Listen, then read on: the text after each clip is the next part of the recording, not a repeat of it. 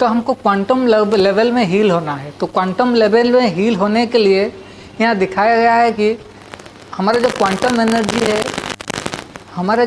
Energy है, हम तो जान गए हैं कि हमारे अंदर क्वांटम एनर्जी है। उस क्वांटम एनर्जी को एटॉमिक लेवल पे लाना है, एटॉमिक लेवल से फिर मॉलिक्यूलर लेवल पे लाना है, फिर मॉलिक्यूलर लेवल से सेलुलर लेवल तक लाना है, सेलुलर लेवल से फिर धीरे धीरे टिश्यू लेवल को लाना है, फिर टिश्यू लेवल से ऑर्गन लेवल पर लाना है, ऑर्गन से धीरे धीरे एक सिस्टम पे लाना है, फिर सिस्टम से पूरा बॉडी के लाना है। मतलब पूरा एक सिस्टम है। मतलब क्वांटम से लेकर बॉडी तक, हमारे अंदर क्वांटम से लेकर पूरा होल बॉडी तक हमारे जो एनर्जी है, पॉजिटिव एनर्जी हमारे बॉडी तक एंट्री करना है। तो करें क्या हमको क्या करना है? 4 चीज़ों को हमको चेंज करना है, तब जाके हम क्वांटम हीलिंग हमारे डीएनए लेवल से लेकर बॉडी लेवल तक हम हील कर सकते हैं। पहला चीज़ क्या है? पहला है हमारा थॉट। पहला है थॉट लेवल पे हमको चेंज होना है। हमको देखना है कि मैं सारा दिन में किस तरह का थॉट में वाइब्रेट होता हूँ। मान लो कैलिफोर्निया यूनिवर्सिटी में रिसर्च किया गया है कि सारा दिन में जो हम थॉट क्रिएट करते हैं, 60,000 से ज़्यादा थॉट हमारे माइंड में चलता है। उसमें से दिखाया गया है कि लगभग 90% थॉट नेगेटिव है। तो हम सारे दिन में नेगेटिव थॉट में वाइब्रेट होते हैं। वो जो नेगेटिव थॉट जो है वही हमको डिजीज क्रिएट करता है। हम कभी अपने थॉट के ऊपर ऑब्जर्व नहीं किए हैं कि सारे दिन में हमारे अंदर क्या थॉट चलता है, क्या क्वांटम थॉट मेरे अंदर है, सारे दिन में क्या क्या मैं सोचता हूँ, ये हम भूल जाते हैं, देखते नहीं हैं। लेकिन उसी से ही हमारा जो डिजीज उसी से ही शुरू होता है। कहाँ से? नेगेटिव थॉट से। वो नेगेटिव थॉट ही हमारा रूट कॉज है बॉडी में डिजीज लाने के लिए। तो हमको थॉट लेवल तो चेंज करना है। पहले हमको ऑब्जर्व करना है कि सारे दिन में किस किस प्रकार का, किस किस पैटर्न का मेरे में अंदर थॉट चलता है।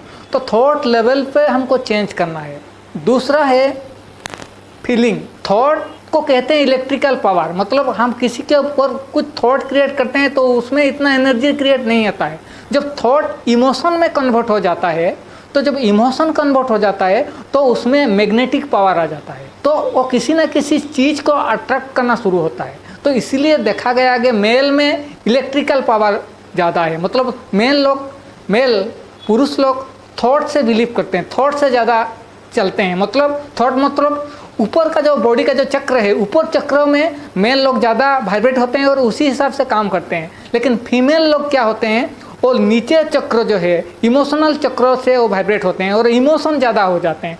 तो इसीलिए वो लोग नेगेटिव चीज़ को ज़्यादा अट्रैक्ट करते हैं। तो इसीलिए दिखा गया है कि नेगेटिव इमोशन जब होता है तो फीमेल लोग को ज़्यादा, मतलब जैसे फाइब्रोइड हो या थायराइड हो, काफ़ी सारा बीमारियां उनके अंदर आ जाता है, पकड़ के रखते हैं किसी चीज़ को। इसीलिए हमको थॉट और थॉट अगर 3 बार से ज़्यादा हम सोचते हैं तो वो इमोशन में कन्वर्ट हो जाता है। इसलिए किसी चीज़ को हमको बार बार सोचना नहीं है, बंद करना है। हमको इमोशन या मैग्नेटिक पावर उत्पन्न नहीं करना है। जितने हम मैग्नेटिक पावर उत्पन्न करेंगे वही हमारे में मुश्किल डालेगा, प्रॉब्लम क्रिएट करेगा। इसलिए हमको इमोशन को ब्रेक करना है। दूसरी बात है, इमोशन अलग है और फीलिंग अलग है। हम किसी चीज़ को देखते हैं, मतलब सेंस ऑर्गन से किसी चीज़ को देखते हैं तो हम देख लिया, बस हो गया। जैसे मान लो अब जाते हैं डॉक्टर जो पेशेंट को देखते हैं, सारा दिन में 100 पेशेंट को देखते हैं, वो उसका काम है सेंस से देखना, लेकिन वो किसी के साथ इमोशनली अटैच नहीं होता है। हम क्या करते हैं ना, किसी के साथ इमोशनली अटैच हो जाते हैं। जब इमोशनली अटैच हो जाते हैं तो बॉन्ड क्रिएट होता है। तो इसीलिए हमको इमोशनल नहीं, हमको सेंस ऑर्गन से फील टच करना है, लेकिन इमोशनली नहीं। 5 सेंस जो है, 5 चीज़ से सब चीज़ को परसीव करना है, लेकिन इमोशनली अटैच नहीं होना। दूसरी चीज़ है बिहेवियर क्या होता है, कहाँ से आता है ना, हमारा बिलीफ पैटर्न। तो बिलीफ, मेरे अंदर कौन सा बिलीव है, मैं किस चीज़ के ऊपर मान्यता देता हूँ, और बिलीव को तोड़ना है। मेरे अंदर कौन सा बिलीव है, मेरे अंदर नेगेटिव बिलीव है या मेरे अंदर कौन सा पैटर्न है, मैं वो पूर्वजों से कुछ पैटर्न है या क्या है, मेरे अंदर कौन सा पैटर्न है, कौन सा बिलीव है, उस बिलीव के पैटर्न को तोड़ना है। क्योंकि अगर आप उसी बिलीव पे मान्यता से चलते हो तो भी हिल नहीं होगे। मान लो आपके अंदर कोई बीमारियां हैं और किसी ने आपको बताया कि आपका बिलीव है कि ये बीमारी को हम जादू मंत्र से ठीक कर लेंगे, लेकिन वो बीमारी जादू मंतर से ठीक नहीं होता है। आप बार बार तंत्र मंत्र करते रहे तो क्योंकि आपका विश्वास है कि ये जादू से ही हुआ है, लेकिन जादू से कुछ नहीं हुआ है। आपके अंदर एक बिलीफ सिस्टम भरा हुआ है, इसलिए आपको परेशान करता है। इसलिए नेगेटिव बिलीफ जो है आपके अंदर भरा हुआ है, नेगेटिव पैटर्न जो भरा हुआ है, या किसी के बारे में आप सोचते हो, किसी को भी, चाहे कोई किसी को भी आप देखते हो और सोचते हो, तो आपके अंदर जो भी सोच उत्पन्न होता है वो बिलीफ के हिसाब से उत्पन्न होता है।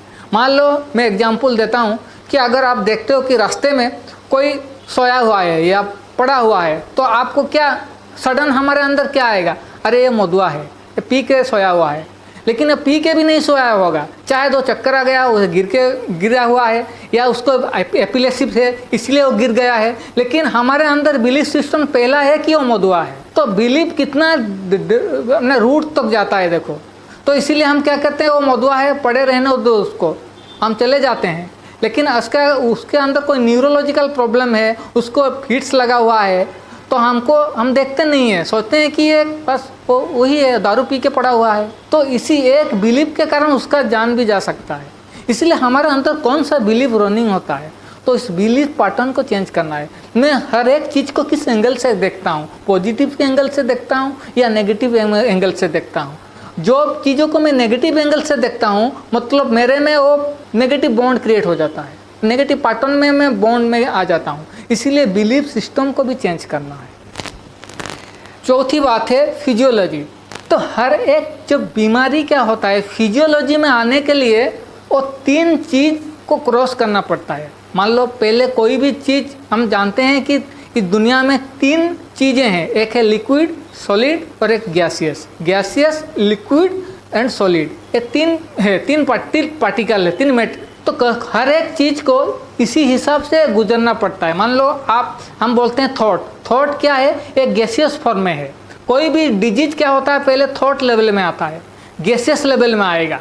जो गैसियस थॉट, बार बार जो आप थॉट को चेंज नहीं करते हो, उसी थॉट में रहते हो, फिर थॉट क्या होता है, धीरे धीरे इमोशन में आ जाता है। तो इमोशन क्या होता है, आपका एनर्जी फील्ड को ब्रेक डाउन करता है। जो इमोशनल ब्रेक डाउन होता है, तो धीरे धीरे क्या होता है ना, आपका क्या होता है ना, वो लिक्विड से क्या होता है, गैसेस से लिक्विड में आता है। लिक्विड मतलब जब आप ब्लड टेस्ट करोगे तो क्या होता है, अब ब्लड का जो पैरामीटर में आपको इधर उधर का चेंज आएगा, कभी कोलेस्ट्रॉल हाई जाएगा, कभी डायबिटीज शुगर हाई जाएगा, कि कोई न्यूट्रोफिल हाई आएगा, या इम्यूनिटी पावर कम आ जाएगा। तो लिक्विड फॉर्म मतलब आपके ब्लड के अंदर जो है कंटेंट है, ब्लड का पैरामीटर को चेंज होगा। तो पहले गैसेस स्टेट से आता है, फिर लिक्विड में आता है। जब आप लिक्विड में ज़्यादा समय रहकर उसको अगर ठीक से हिल नहीं कर पाते हो, तो धीरे धीरे वो सॉलिड होता है। सॉलिड मतलब हमारे बॉडी में कोई ना कोई ऑर्गन या टिश्यू को सॉलिड में डैमेज करता है। कहाँ फाइब्रॉइड हो जाता है, कहीं स्टोन हो जाता है, कहीं लिवर सिरोसिस हो जाता है। तो इसी तरह फिजियोलॉजी में आने के लिए उसको टाइम लगता है। यहाँ दिखाया गया है, कोई चीज़ को फिजियोलॉजी में आने के लिए कम से कम 5 मंथ से लेकर 4 ईयर तक लगता है हमारे बॉडी में डिजीज क्रिएट करने के लिए। तो पहले जो डिजीज कहाँ से आता है, पहले फास्ट कम इलनेस यू पर एनर्जी लेवल। पहले जो डिजीज क्या होता है, पहले हमारे एनर्जी लेवल पे आता है।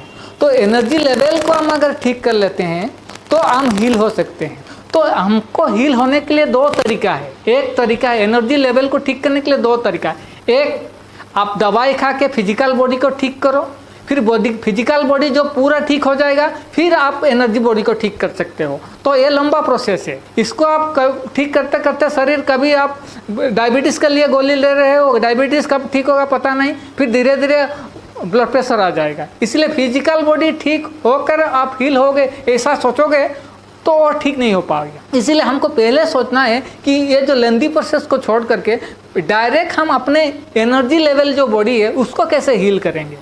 तो इसको अगर हमारा एनर्जी लेवल का बॉडी का हमारा हील कर देंगे तो हम क्या होंगे ना, पूरा हीलिंग हमारे अंदर चलेगा। तो energy level, energy body, energy क्या है, चक्र क्या है, एनर्जी कहाँ रहता है, ऑरा क्या रहता है, वो एक बड़ा साइंस है। उसके बारे में हम डिटेल एक्सप्लेन करेंगे नेक्स्ट सेशन में। Thank you.